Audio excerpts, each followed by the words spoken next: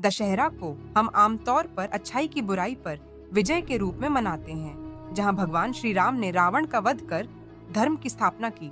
लेकिन इस महान कथा में एक अत्यंत मानवीय और आध्यात्मिक प्रसंग छिपा हुआ है, जो हमें केवल जीतना नहीं, बल्कि सम्मान पूर्वक जीतना सिखाता है।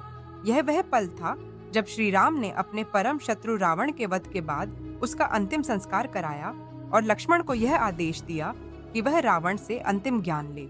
रामायण की यह कथा केवल तलवारों की गूंज नहीं, बल्कि मर्यादा, करुणा और ज्ञान की लीला है।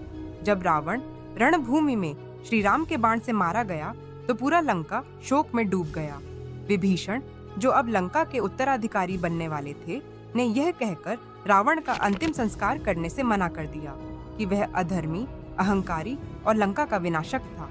लेकिन श्री राम ने उसे रोका और कहा, विभीषण, वह अब केवल रावण नहीं, वह एक मृत शरीर है। वह अब मेरा शत्रु नहीं, एक आत्मा है जिसने शरीर त्यागा है।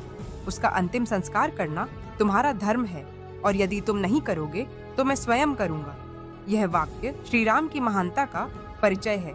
उन्होंने एक योद्धा के रूप में नहीं, एक मर्यादा पुरुषोत्तम के रूप में रावण का सम्मान किया। उन्होंने यह सिद्ध किया कि धर्म केवल दंड देना नहीं, करुणा और समत्व भी है। यह वही श्री राम थे जिन्होंने अपने जीवन भर न्याय, मर्यादा और प्रेम का पालन किया, और अंत में शत्रु के प्रति भी उसी भाव को दर्शाया। लेकिन यह केवल एक करुणा की कथा नहीं थी। रावण, जो वेदों, शास्त्रों और ब्रह्म ज्ञान का जाता था, वह अंतिम समय में भी कुछ सिखा सकता था। इसलिए श्री राम ने लक्ष्मण से कहा कि वह रावण के पास जाए और उससे अंतिम ज्ञान प्राप्त करे। पहले लक्ष्मण ने रावण के सिर के पास खड़े होकर पूछा, हे रावण, क्या आप मुझे कुछ अंतिम उपदेश देंगे? लेकिन रावण ने कुछ नहीं कहा। तब श्री राम ने लक्ष्मण से कहा, ज्ञान प्राप्त करने के लिए विनम्रता चाहिए। जाओ और उसके चरणों के पास बैठो। जब लक्ष्मण रावण के पैरों के पास जाकर बैठे, तब रावण बोले, यदि तुम कुछ बड़ा करना चाहते हो तो उसे तुरंत करो, लेकिन यदि कोई बुरा कार्य करना हो तो उसे टालते रहो। और याद रखो, कोई भी कार्य, चाहे वह कितना भी महान क्यों न हो, यदि उसमें अहंकार जुड़ जाए तो वह विनाश का कारण बन जाता है। रावण का यह अंतिम ज्ञान आज भी उतना ही प्रासंगिक है। यही वह शिक्षा थी जिसने दशहरा को केवल एक युद्ध कथा नहीं, बल्कि गूढ़ जीवन दर्शन बना दिया। यह दिन केवल रावण के पुतले जलाने का नहीं, बल्कि अपने भीतर के अहंकार, क्रोध और द्वेष जैसे रावणों को पहचानने और उनका संस्कार करने का दिन है।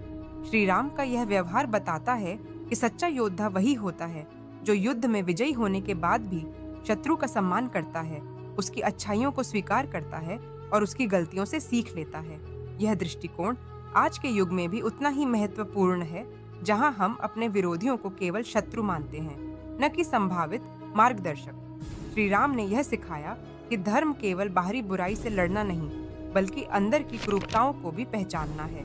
रावण के अंतिम संस्कार का यह प्रसंग यही दर्शाता है कि सच्ची विजय वह नहीं जो केवल शक्ति से मिले, बल्कि वह जो करुणा और मर्यादा से युक्त हो।